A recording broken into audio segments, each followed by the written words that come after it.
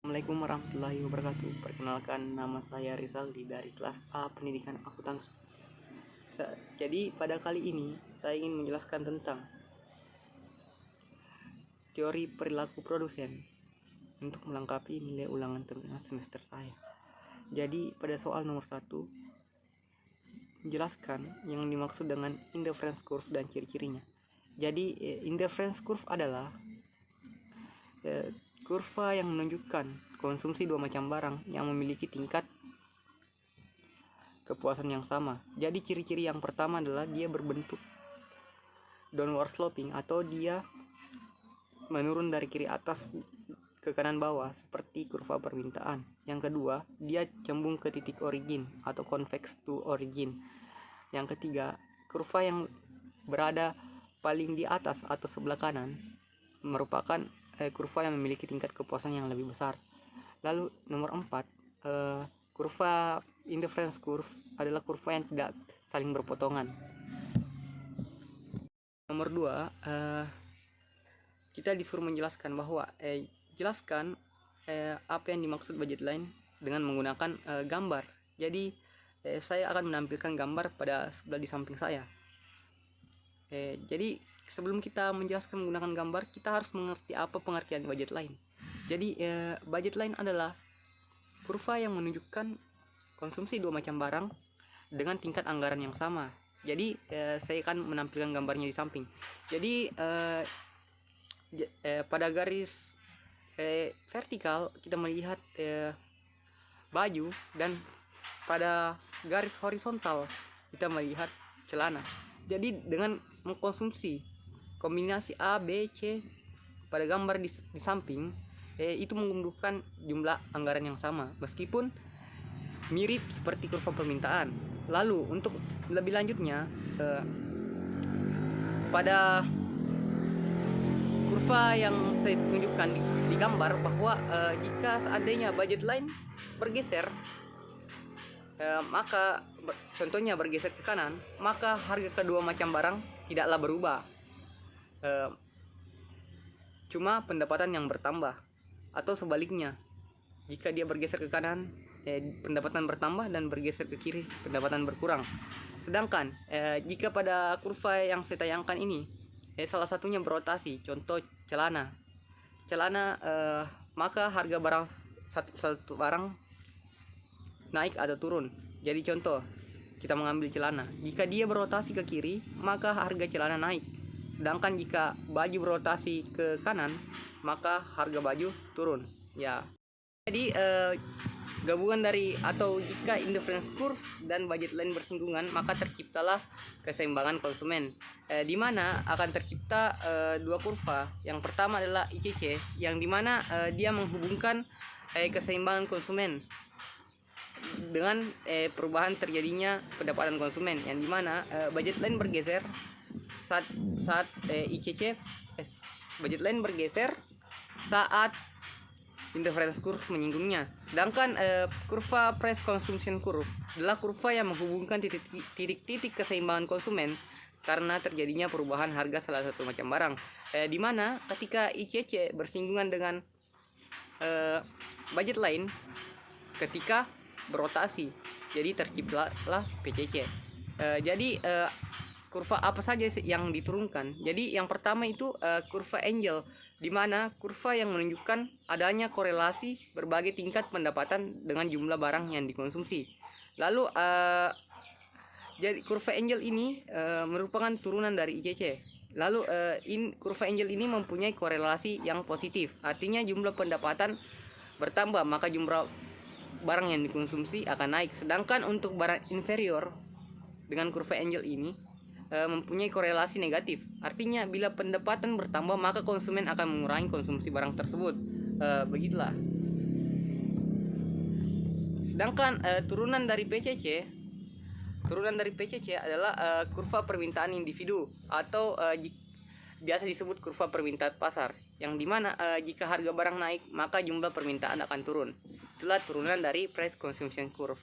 Ya, kita lanjut pada nomor 3.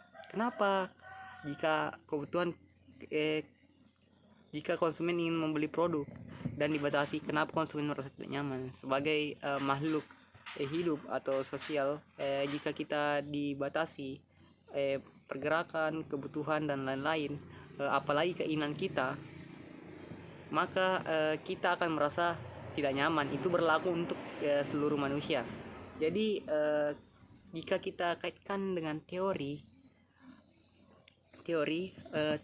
hukum Gosen kedua mengatakan bahwa kita memenuhi kebutuhan kita tidak hanya satu tetapi berbagai macam. Tetapi jika kita dibatasi satu saja dari kebutuhan-kebutuhan tersebut, maka tentu saja kita akan merasa seperti kekurangan atau ada yang kurang. Jadi kenapa produsen juga harus membatasi konsumen tersebut? Ya tentu saja untuk menghindari inflasi atau harga yang terlalu tinggi. Lalu alasan kedua adalah adanya hukum Gosen 1, di mana jika hukum Gosen 1 mengatakan bahwa jika manusia sebagai contohnya tadi ingin membeli produk dan dikonsumsi secara terus-menerus, maka kepuasan pada awalnya itu tinggi, namun secara terus-menerus meningkat, namun pada titik tertentu itu akan stuck atau disebut titik jenuh, di mana pada saat titik tersebut jika dilanjutkan maka titik tersebut akan turun atau kepuasan kita akan turun atau marginal utility turun dengan sendirinya. Ya seperti itu. Maka dibutuhkanlah pembatasan atau keseimbangan dalam pasar. Jadi jika seandainya tidak dibatasi, maka ada dua hal yang dipengaruhi, yaitu konsumen akan merasa kepuasan menurun secara terus-menerus dan harga pasar akan anjlok akibat hal tersebut. Ya. Terakhir, yang dimana dapat kita lihat pada tabel di samping bahwa seorang konsumen membeli mangga dan durian dengan nilai guna total dari masing-masing buah tersebut adalah seperti yang ditunjukkan dalam tabel di bawah ini.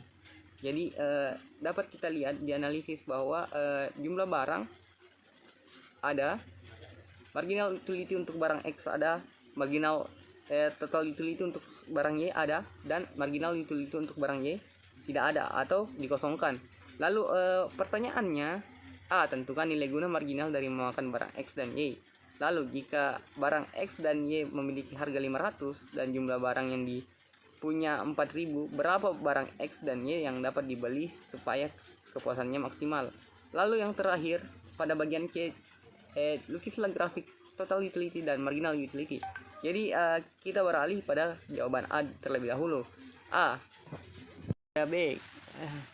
Jadi kenapa kita misalkan X mangga dan Y durian. Jadi kita umpamakan 500X ditambah 500Y sama dengan 4000. Kenapa ada 500X dan 500Y? Itu dari harga awal atau harga 500 pada soal. Dan jika dia mempunyai uang 4000, jadi dibandingkan sama dengan 4000. Jadi caranya adalah Y sama dengan 4000, Y sama dengan 4000 sama dengan 500X dikurang 500. Jadi sama dengan Y sama dengan 8X. Ya. Dan dapat dilihat pada bagian C, yaitu kurva total utility dan marginal utility, di mana kita disuruh membuat kurva. Jadi kita masukkan saja pertama-tama nilainya, yang dimana pada barang pertama atau durian pertama dia itu berjumlah 1 dengan 370 dan seterusnya. Kenapa kurvanya naik lalu ada titik jenuh pada 1070? Kenapa? Karena pada titik 1070 marginal utility atau nilai kepuasannya sudah menurun atau berada di titik puncak, nantinya akan menurun. Lalu kita akan pindah kepada kurva selanjutnya, yaitu kurva marginal utility, di mana kurva marginal utility itu sejatinya akan terus menurun karena sepantasnya marginal utility akan terus menurun dari barang pertama ke barang kedua tingkat kepuasannya. Ya. Sekian dari presentasi saya. Lebih dan kurangnya mohon dimaafkan. Assalamualaikum warahmatullahi wabarakatuh.